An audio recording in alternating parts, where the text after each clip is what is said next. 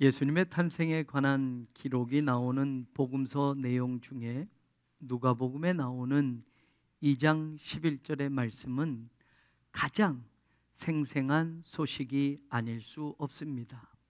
그 이유는 천사가 말하는 그 장면에 오늘이라는 단어가 또 구주가 나셨다라는 내용이 있기 때문에 그렇습니다. 마태복음에는 예수님이 탄생하기 전에 요셉과 마리아가 정혼한 이야기가 나오고 또 아들을 낳을 것이니 이름을 예수라 하라라고 하는 천사의 고지의 내용이 나오고 또 예수님이 태어나신 이후에 동방박사들이 찾아와서 예수님께 경배한 이야기 등으로 탄생하신 바로 그날에 이루어진 일에 대해서는 말하고 있지 않습니다. 마가복음과 요한복음에는 예수님의 탄생에 관한 이야기는 또 나오지 않고 있습니다.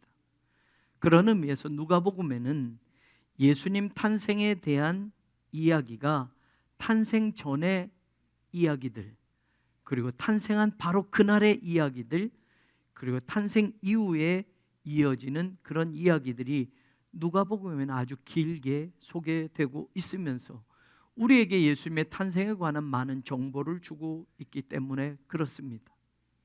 예수님의 탄생에 관한 첫 소식을 들은 사람들은 들에서 양을 치던 목자들이었습니다. 그들에게 천사는 오늘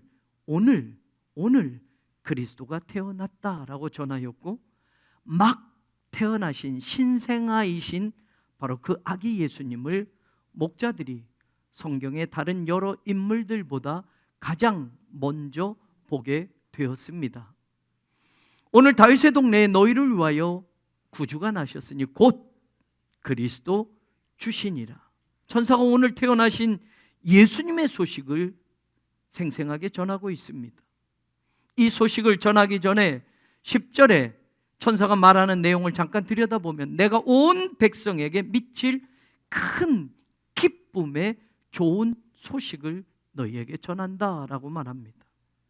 예수님이 태어나신 소식을 큰 기쁨의 좋은 소식이라고 천사가 말하는 겁니다. 천사가 말하는 예수님이 태어나신 그 오늘부터 지금까지 우리는 적어도 2000번이 넘는 오늘을 지나왔습니다. 그런데 그 첫 번의 오늘로 돌아가서 우리는 예수님이 태어나신 이 사건을 한번 생각해 봐야 합니다. 정말 천사가 말한 대로 온 세상이 기뻐하는 소식이었나요?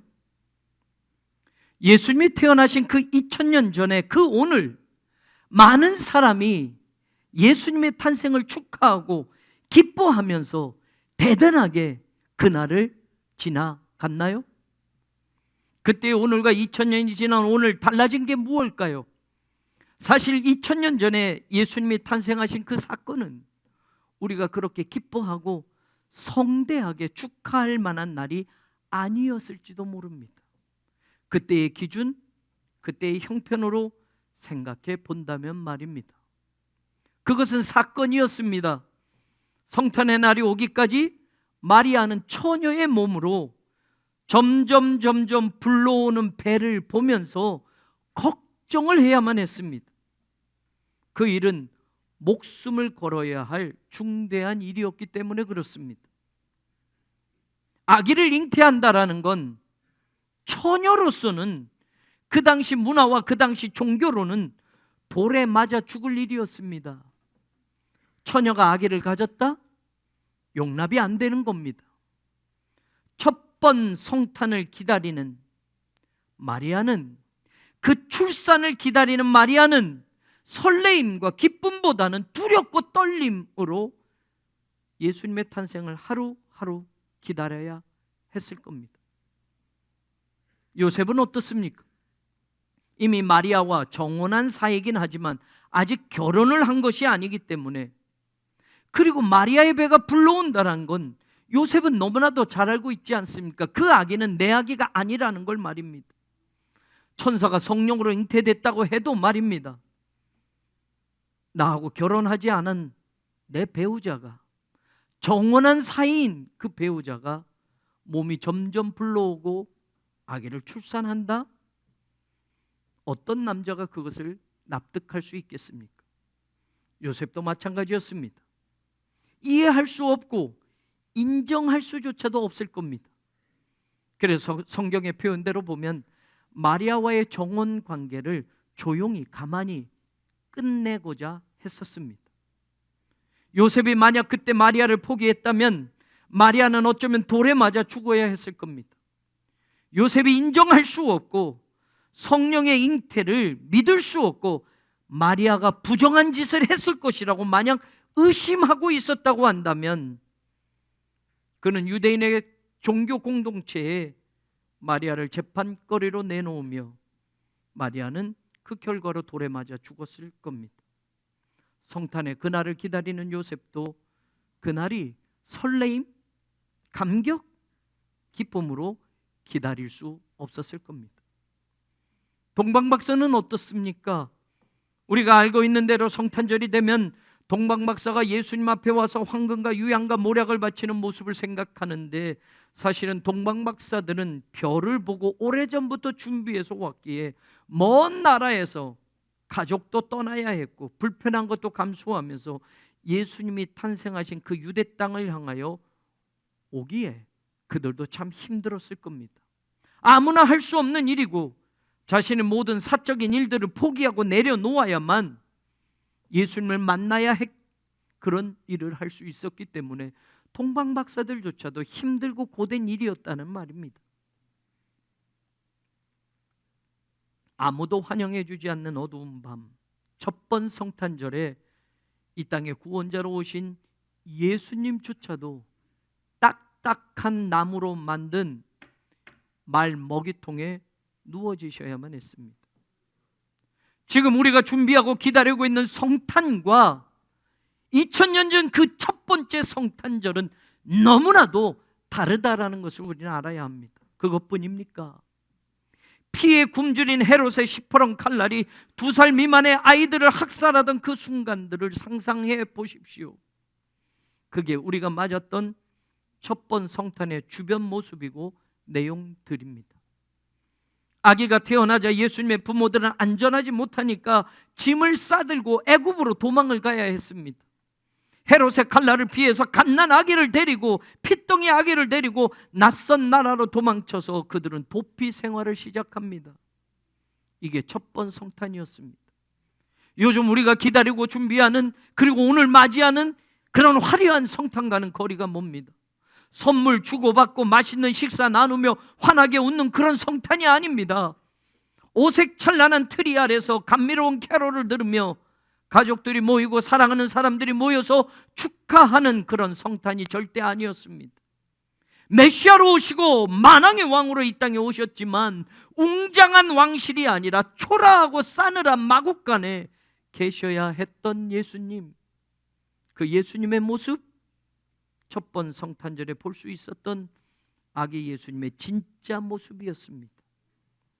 그 모습을 보고 누가 그분을 메시아라고 인정할 수 있겠습니까? 누가 그분이 우리를 구원하시기 위하여 이 땅에 오신 구원자라고 말할 수 있겠습니까? 그 당시 가난한 형편과 별 볼 일 없는 목수라는 직업을 가진 아버지에게서 태어난 가난한 아이, 태어나자마자 따뜻하고 안락하게 누워있거나 보호받을 수도 없는 처지에 말 구유통에 누워졌던 그 아기, 누가 그 아기를 인류를 구원할 메시아라고 인정할 수 있겠습니까? 초라한 모습으로, 눈여겨볼 것이 한 가지도 없는 그 모습으로 이 땅에 오신 예수님이 진짜 첫 번 성탄절의 예수님의 모습이셨습니다. 비록 그런 모습으로 이 땅에 오셨지만 예수님은 하나님의 구원의 역사를 완전히 이루셨던 메시아가 분명하셨습니다. 다 이루었다, 십자가에서 이 말씀을 하셨던, 그리고 마지막 하나님의 구원을 완성하고 하늘 보좌로 가신 만왕의 왕이 분명하셨습니다. 천사들이 외쳤던 말처럼 오늘 다윗의 동네에 너희를 위하여 구주가 나셨으니 곧 그리스도 주시니라. 그분은 십자가로 우리의 죄를 씻어주셨고 하나님의 구원을 선물로 주셨습니다. 믿음으로 구원받는 하나님의 구원 계획을 이루셔서 예수 그리스도를 믿는 누구든지 하나님의 자녀가 되는 권세를 주셨으며 영생을 허락해 주셨습니다. 오늘 너희를 위하여 구주가 나셨으니 곧 그리스도 주시니라. 이 말씀이 오늘 이 성탄절에 우리가 듣는 하늘의 소리가 되기를 주의 이름으로 축원합니다. 그리스도라는 말은 히라보로 기름 부음을 받은 자라는 뜻입니다. 하나님으로부터 기름 부음을 받아서 특별한 일을 하는 사람은 유대인들에게 세 부류의 사람들만 가능했습니다. 왕, 제사장, 선지자들이 그들입니다. 그런 의미에서 예수님은 왕으로, 제사장으로, 선지자로 하나님이 맡겨주신 그 모든 일들을 완성한 분이셨습니다. 왕으로 이 땅에 오신 예수님은 하늘의 왕권과 능력으로 마귀를 멸하시기 위하여 오셨습니다. 사망 권세를 깨뜨리시고 어둠의 그늘에 갇혀있는 우리를, 죄악의 사슬에 묶여있는 우리를 왕의 권세를 가지고 마귀를 멸하셔서 우리를 구원하시고 해방시키기 위하여 예수님은 2000년 전에 우리에게 오셨다라는 것을 믿을 수 있기를 바랍니다. 오늘 성탄절은 진정한 우리의 왕 되신 예수 그리스도를 만나는 날이 되기를 원합니다. 여러분의 인생에서 진짜 왕을 모실 수 있는 그런 성탄절이 바로 오늘이 되기를 원합니다. 왕은 권세가 있습니다. 왕은 힘이 있습니다. 왕은 그 힘과 권세를 가지고 자기의 나라를 확장해 갑니다. 왕은 그 힘과 권세를 가지고 자기의 백성을 지키고 보호하며 모든 대적들과 원수들과 싸워냅니다. 그게 왕이 하는 일이었습니다. 예수 그리스도도 2000년 전에 이 땅에 오셔서 그렇게 왕의 일을 하셨던 분입니다. 하나님의 백성들은 우리를 원수된 사탄 마귀의 권세로부터 해방해 주셨고 그 마귀의 권세를 멸하기 위하여 왕으로 우리에게 오셨던 분이 바로 왕으로 기름 부음 받으신 그리스도 예수이십니다. 요한 1서 3장 8절에 이렇게 분명히 말합니다. 하나님의 아들이 나타나신 것은 마귀의 일을 멸하려 하심이라. 하나님의 아들이 이 땅에 오신 것은, 예수 그리스도가 우리에게 찾아오신 것은 2000년 전에 그 첫 성탄에 이 땅에 태어나신 그 목적은 마귀의 일을 멸하려고 하기 위함이었다고 성경은 분명하게 말해주고 있습니다. 히브리서 3장 14절도 죽음을 통하여 죽음의 세력을 잡은 자 곧 마귀를 멸하시며 라고 선언하고 있습니다. 만왕의 왕이신 예수님은 우리의 원수 사탄의 마귀의 일을 멸하시고 사탄 마귀마저도 멸망시키기 위하여 하늘의 능력과 권세를 가지고 이 땅에 오셨다라는 것을 믿으시기를 바랍니다. 그 왕이신 예수님을 오늘 만나는 복된 성탄절이 되기를 주님의 이름으로 축원합니다. 예수님은 제사장으로 기름 부음을 받으셔서 하나님과 우리 사이의 중보자가 되셨습니다. 제사장은 하나님과 사람 사이의 중보의 역할을 했었습니다. 중보자로 오신 예수님이 바로 우리의 모든 죄를 대신 지고 피 흘려 죽으심으로 우리들이 해결할 수 없는 그 죄의 문제를 완전하게 해결해 주셨습니다. 하나님과 원수되었던 우리를, 죄로 인해서 하나님 앞에 설 수 없었던 우리를, 죄 때문에 하나님의 영광에 이르지 못하던 우리들을 하나님과 우리 사이에 중보자로 서셔서 대신 죽으심으로 십자가의 보혈로 죄에서 완전히 우리를 해방시켜 주시고 하나님과 화목하게 하시고 예수 그리스도의 보혈로 담대히 우리들이 하나님께 나아갈 수 있도록 그 길을 열어주셨습니다. 예수님은 영적 대제사장으로 하나님과 원수되었던 우리를 십자가의 보혈의 핏뿌림으로 하나님과 화목하게 하는 그 직책을 완성하셨던 분이셨습니다. 요한복음 1장 29절에 세례 요한이 말합니다. 보라, 세상 죄를 지고 가는 하나님의 어린 양이로다. 예수님은 이 땅에 오셔서 세상의 죄를 대신, 우리 대신 지고 십자가의 길을 향하여 가셨던 하나님의 어린 양이셨습니다. 죄로 인하여 가로막혔던 하나님과 우리 사이에 그 벽을 허물어 버리시고 하나님과 원수 되었던 우리의 관계를 완전히 회복시키시고 하나님을 향한 그 구원의 길을 활짝 열어 놓으셨던 영적 대제사장이, 우리의 중보자가 바로 예수 그리스도이셨다라는 말입니다. 사도 바울도 로마서 5장 8절에 선언합니다. 우리가 아직 죄인 되었을 때에 그리스도께서 우리를 위하여 죽으심으로 하나님께서 우리에 대한 자기의 사랑을 확증하셨느니라. 그리고 그 바로 다음에 나오는 구절이 이렇게 됩니다. 그러면 이제 우리가 그의 의로 말미암아 피로 말미암아 의롭다 하심을 받았은즉 더 그로 말미암아 진노하심에서 구원받을 것이니라. 제사장으로 기름 부음을 받고 그 일을 이루셨던 예수님, 하나님의 진노 가운데 있던 우리를 하나님의 구원의 길로 인도하셔서 하나님과 우리 사이에 완전한 중보자의 일을 이루셨던, 완성하셨던 그 예수님을 바로 오늘 성탄의 이날 우리가 만나는 귀한 축복이 있기를 축원합니다. 기름 부음 받으신 그리스도이신 예수님은 이 땅에서 선지자의 일을 완성하셨던 분이셨습니다. 선지자는 어떤 사람입니까?